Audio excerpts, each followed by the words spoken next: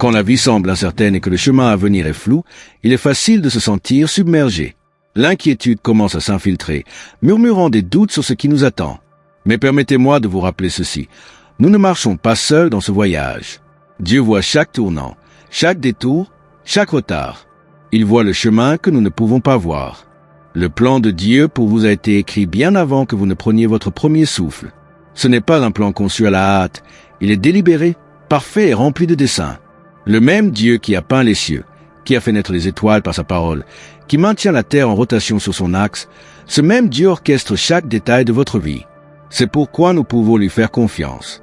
Lorsque vous vous sentez bloqué, confus ou même abandonné, rappelez-vous ceci, votre perspective est limitée, mais celle de Dieu est infinie.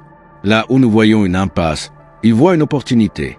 Là où nous voyons une tempête, il voit l'arc-en-ciel qui suit. Vous vous sentez peut-être perdu, mais vous ne l'êtes pas pour lui. Il est le bon berger, et il vous guidera vers des eaux paisibles si vous le laissez faire. Vous n'avez pas besoin de tout planifier dès maintenant. Vous n'avez pas besoin d'avoir toutes les réponses. Tout ce que vous devez faire, c'est faire le prochain pas dans la foi. Proverbe 3, 5-6 nous dit « Confie-toi à l'Éternel de tout ton cœur et ne t'appuie pas sur ta sagesse. Reconnais-le dans toutes tes voies et il aplanira tes sentiers. » Avez-vous saisi cela? Il aplanira vos sentiers, pas vous, pas vos inquiétudes, pas vos plans. Dieu lui-même le fera. Alors, si le chemin devant vous semble brumeux, ne paniquez pas. Ne vous précipitez pas pour forcer une solution. Tenez ferme, faites confiance à Dieu. Il ouvrira le bon chemin, et lorsque ce sera fait, vous regarderez en arrière et verrez ses empreintes à chaque étape du chemin. Parfois, la chose la plus difficile à accepter pour nous est que le timing de Dieu n'est pas le même que le nôtre. Dans notre monde rapide, nous sommes habitués aux résultats instantanés, à la gratification immédiate, aux réponses immédiates, aux solutions immédiates. Mais Dieu opère sur une échelle de temps éternel, pas humaine. Son timing n'est pas retardé. Il est parfait. Il n'est jamais en retard, jamais en avance, mais toujours à l'heure. Lorsque nous ne voyons pas les choses arriver aussi vite que nous l'espérons, il est facile de devenir impatient, voire découragé. Nous commençons à nous demander « Pourquoi cette porte ne s'ouvre-t-elle pas encore ? Pourquoi cela prend-il autant de temps ? Dieu entend-il mes prières ? » Mais rappelez-vous, ce n'est pas parce que la réponse de Dieu n'est pas encore arrivée qu'il vous a oublié. Les retards ne sont pas des refus. Il y a une raison pour laquelle Ecclésiaste 3h11 dit « Il fait toute chose belle en son temps, pas en notre temps, mais en son temps. » Lorsque Dieu retarde quelque chose, ce n'est pas pour nous punir, mais pour nous préparer. Parfois, nous ne sommes pas prêts pour ce que nous demandons. Parfois, il travaille en coulisses, alignant les circonstances, préparant les personnes et mettant les choses en mouvement de manière que nous ne pouvons même pas voir. Pensez à l'histoire de Lazare dans Jean 11.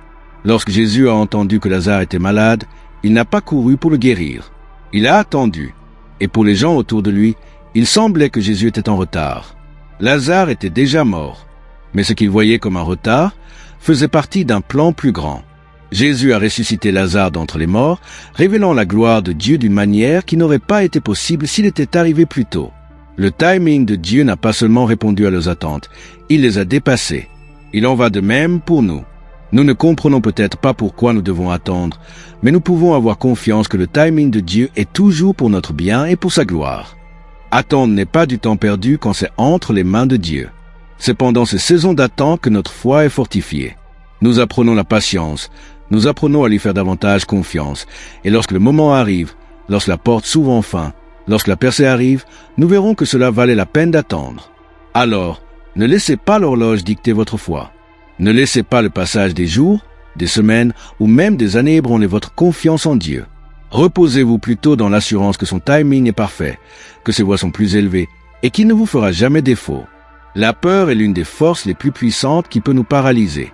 Elle murmure des doutes dans notre esprit, crée des scénarios qui n'ont même pas eu lieu et nous convainc que le pire résultat est inévitable. Mais Dieu nous appelle à quelque chose de plus grand, la foi. La foi n'est pas juste un sentiment. C'est une confiance inébranlable en celui qui tient toutes choses ensemble. C'est choisir de croire aux promesses de Dieu même lorsque la peur hurle à nos oreilles.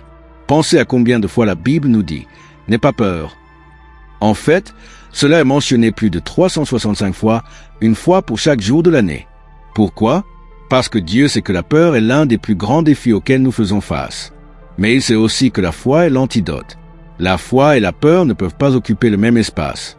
Lorsque nous remplissons nos cœurs de foi, la peur n'a plus de place pour s'installer. Prenez l'histoire de Pierre marchant sur l'eau dans Matthieu 14.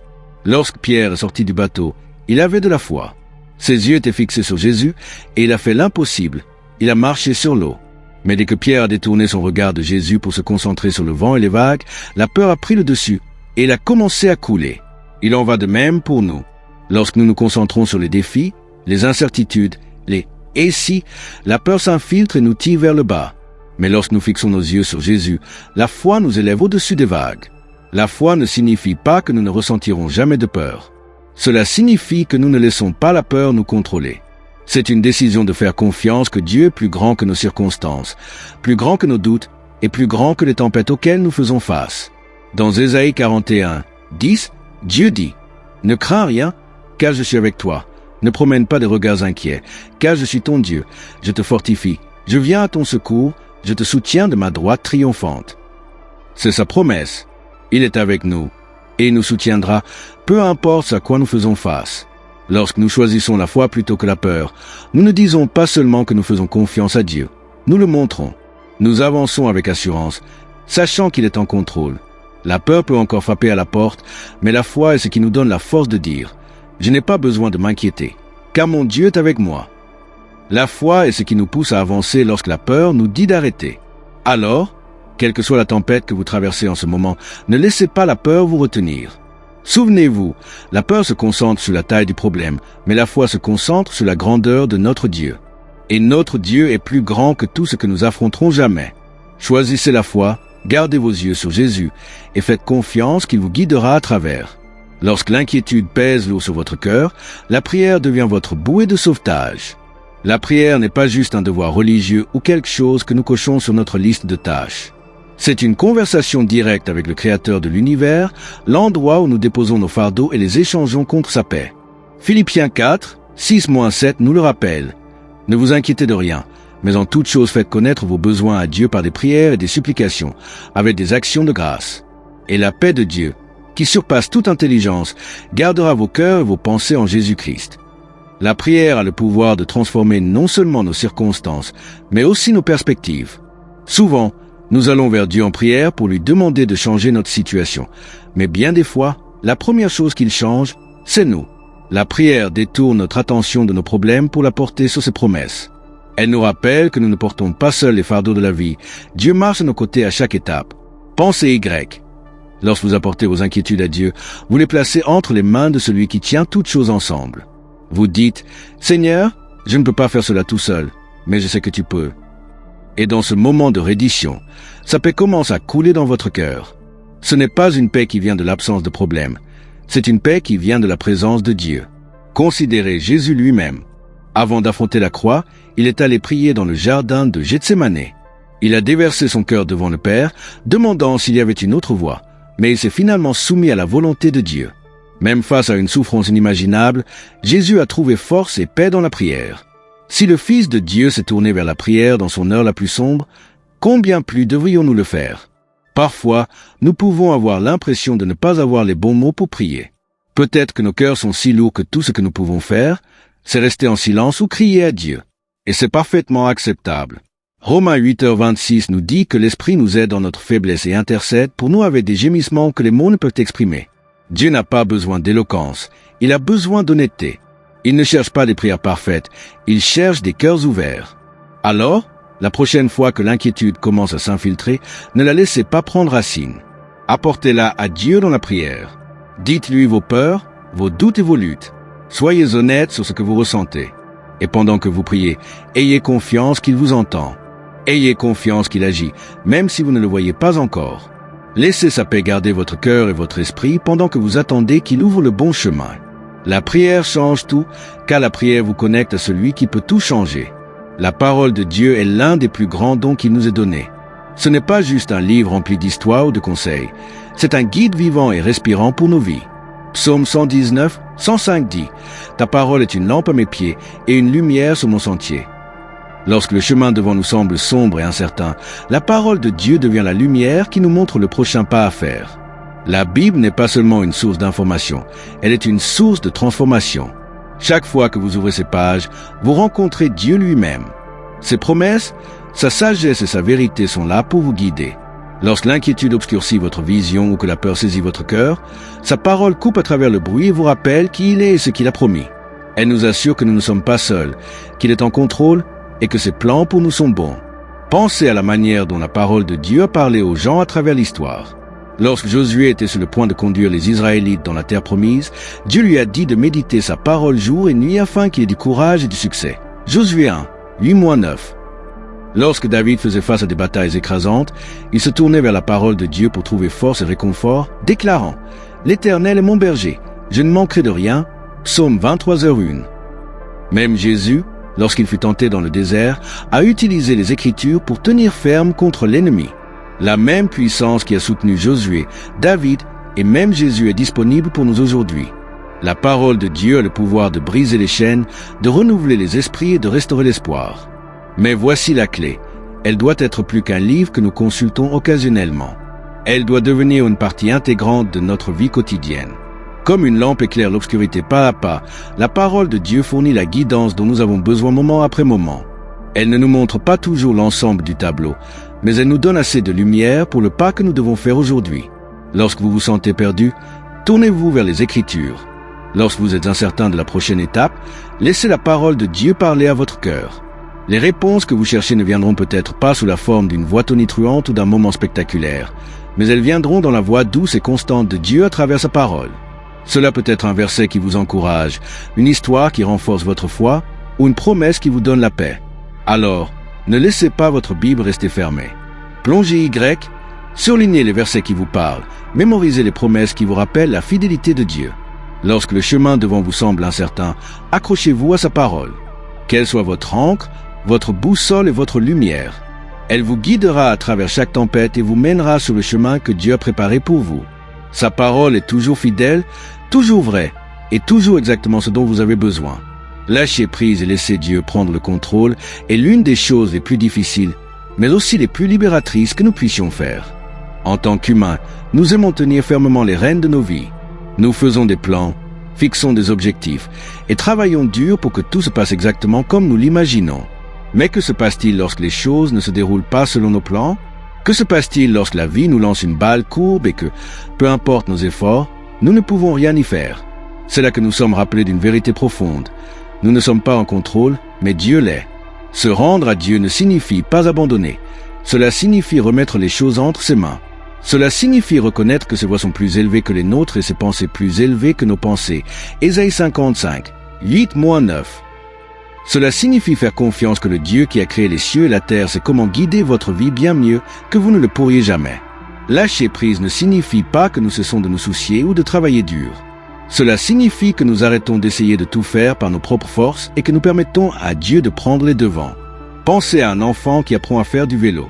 Au début, il veut y aller seul, agrippant le guidon de toutes ses forces. Mais il vacille et tombe car il n'a pas encore appris à garder l'équilibre.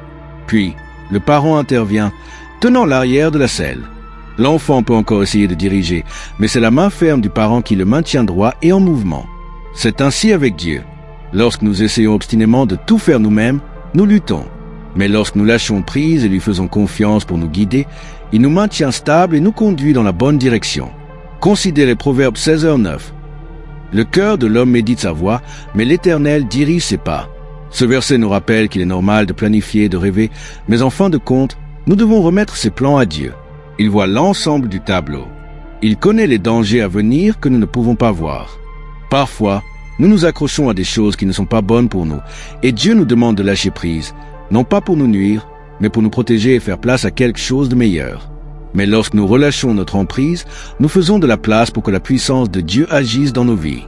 Jésus a dit dans Matthieu 11, 28-30, « Venez à moi, vous tous qui êtes fatigués et chargés, et je vous donnerai du repos. Prenez mon joug sur vous et recevez mes instructions, car je suis doux et humble de cœur, et vous trouverez du repos pour vos âmes. » Quelle belle promesse! Lorsque nous lui remettons nos fardeaux, il les remplace par le repos.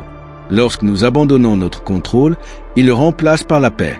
Alors, peu importe à quoi vous vous accrochez aujourd'hui, que ce soit un problème que vous ne pouvez résoudre, un rêve qui semble hors de portée, ou une peur qui vous empêche de dormir, lâchez prise. Placez-le entre les mains de Dieu. Faites confiance qu'il agit, même si vous ne le voyez pas. L'acte de reddition n'est pas un signe de faiblesse, c'est une déclaration de foi. C'est dire « Dieu, je te fais plus confiance qu'à moi-même ». Lâchez prise et laissez Dieu agir. Lorsque vous le ferez, vous découvrirez une liberté et une paix qui ne peuvent venir que de savoir qu'il est en contrôle. Et vous verrez, dans son timing parfait, comment il assemble toutes choses pour votre bien et pour sa gloire. Les obstacles sont une partie inévitable de la vie, mais ils ne sont pas la fin de l'histoire.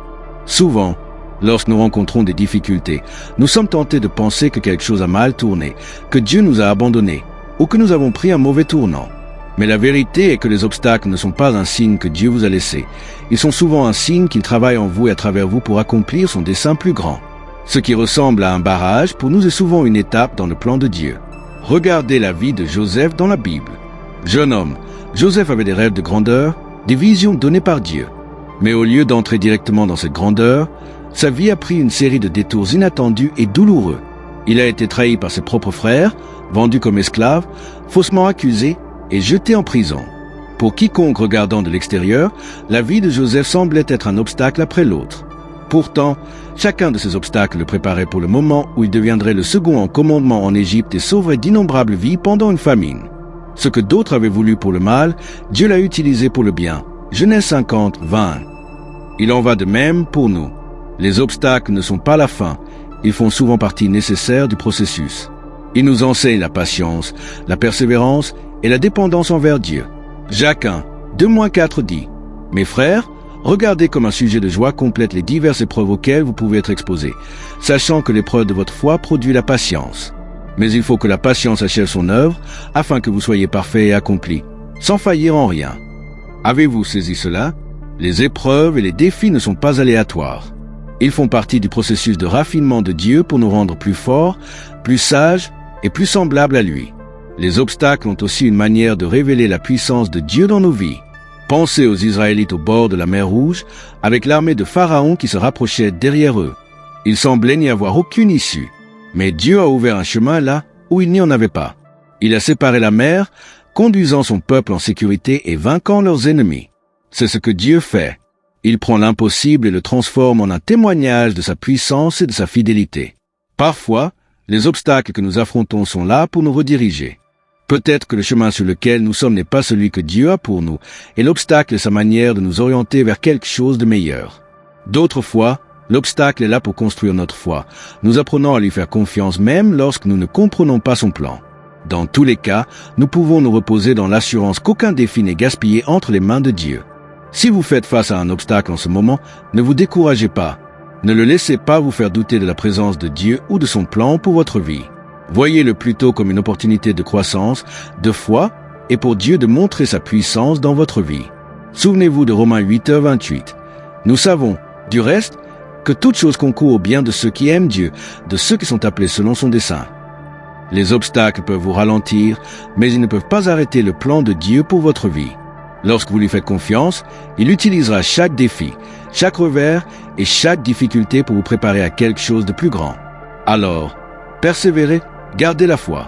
Ce qui semble être un barrage aujourd'hui pourrait bien être le fondement de la percée que Dieu est en train de construire dans votre vie. Les obstacles sont une partie inévitable de la vie, mais ils ne sont pas la fin de l'histoire. Souvent, lorsque nous rencontrons des difficultés, nous sommes tentés de penser que quelque chose a mal tourné, que Dieu nous a abandonnés ou que nous avons pris un mauvais tournant. Mais la vérité est que les obstacles ne sont pas un signe que Dieu vous a laissé. Ils sont souvent un signe qu'il travaille en vous et à travers vous pour accomplir son dessein plus grand. Ce qui ressemble à un barrage pour nous est souvent une étape dans le plan de Dieu. Regardez la vie de Joseph dans la Bible. Jeune homme, Joseph avait des rêves de grandeur, des visions données par Dieu. Mais au lieu d'entrer directement dans cette grandeur, sa vie a pris une série de détours inattendus et douloureux. Il a été trahi par ses propres frères, vendu comme esclave, faussement accusé et jeté en prison. Pour quiconque regardant de l'extérieur, la vie de Joseph semblait être un obstacle après l'autre. Pourtant, chacun de ces obstacles le préparait pour le moment où il deviendrait le second en commandement en Égypte et sauverait d'innombrables vies pendant une famine. Ce que d'autres avaient voulu pour le mal, Dieu l'a utilisé pour le bien. Genèse 50, 20. Il en va de même pour nous.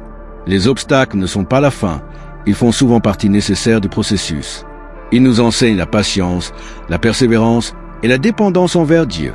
Jacques 1, 2-4 dit « Mes frères, Regardez comme un sujet de joie complète les diverses épreuves auxquelles vous pouvez être exposés, sachant que l'épreuve de votre foi produit la patience. Mais il faut que la patience achève son œuvre, afin que vous soyez parfaits et accomplis, sans faillir en rien. Avez-vous saisi cela? Les épreuves et les défis ne sont pas aléatoires. Ils font partie du processus de raffinement de Dieu pour nous rendre plus forts, plus sages et plus semblables à lui. Les obstacles ont aussi une manière de révéler la puissance de Dieu dans nos vies. Pensez aux Israélites au bord de la mer Rouge, avec l'armée de Pharaon qui se rapprochait derrière eux. Il semblait n'y avoir aucune issue. Mais Dieu a ouvert un chemin là où il n'y en avait pas. Il a séparé la mer, conduisant son peuple en sécurité et vainquant leurs ennemis. C'est ce que Dieu fait. Il prend l'impossible et le transforme en un témoignage de sa puissance et de sa fidélité. Parfois, les obstacles que nous affrontons sont là pour nous rediriger. Peut-être que le chemin sur lequel nous sommes n'est pas celui que Dieu a pour nous, et l'obstacle est sa manière de nous orienter vers quelque chose de meilleur. D'autres fois, l'obstacle est là pour construire notre foi. Nous apprenons à lui faire confiance même lorsque nous ne comprenons pas son plan. Dans tous les cas, nous pouvons nous reposer dans l'assurance qu'aucun défi n'est gaspillé entre les mains de Dieu. Si vous faites face à un obstacle en ce moment, ne vous découragez pas. Ne le laissez pas vous faire douter de la présence de Dieu ou de son plan pour votre vie. Voyez-le plutôt comme une opportunité de croissance, de foi, et pour Dieu de montrer sa puissance dans votre vie. Souvenez-vous de Romains 8h28. Nous savons, du reste, que toute chose concourt au bien de ceux qui aiment Dieu, de ceux qui sont appelés selon son dessein. Les obstacles peuvent vous ralentir, mais ils ne peuvent pas arrêter le plan de Dieu pour votre vie. Lorsque vous lui faites confiance, il utilisera chaque défi, chaque revers et chaque difficulté pour vous préparer à quelque chose de plus grand. Alors, persévérez, gardez la foi. Ce qui semble être un barrage aujourd'hui pourrait bien être le fondement de la percée que Dieu est en train de construire dans votre vie. Peu importe où vous en êtes dans votre voyage, une vérité demeure. Dieu ne vous abandonnera jamais. Il est avec vous à chaque instant, à chaque pas et dans chaque lutte. Lorsque le chemin semble solitaire, lorsque vos fardeaux semblent trop lourds à porter, et lorsque vous ne voyez pas de voie à suivre, rappelez-vous que le Créateur de l'univers marche à vos côtés. Il a promis qu'il n'abandonnera jamais ses enfants.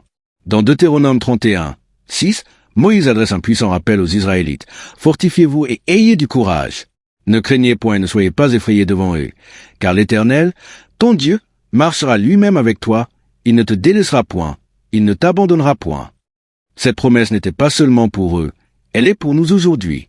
Dieu n'est pas un observateur distant, il est un secours toujours présent dans la détresse. Psaume 46, 1. Il est activement impliqué dans votre vie, vous guidant, vous protégeant et vous réconfortant. Pensez aux dernières paroles de Jésus à ses disciples avant de monter au ciel. Et voici, je suis avec vous tous les jours, jusqu'à la fin du monde. Matthieu 28, 21.